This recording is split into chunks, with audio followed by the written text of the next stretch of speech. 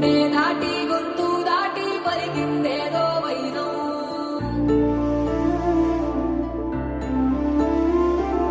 మూడు వారిన మనసులోనే పలికిందేదో ప్రాణం. కన్నుల్లోనే గంగై పొంగిన ఆనందం, కాలంతో పరిహాసం చేసిన స్నేహం.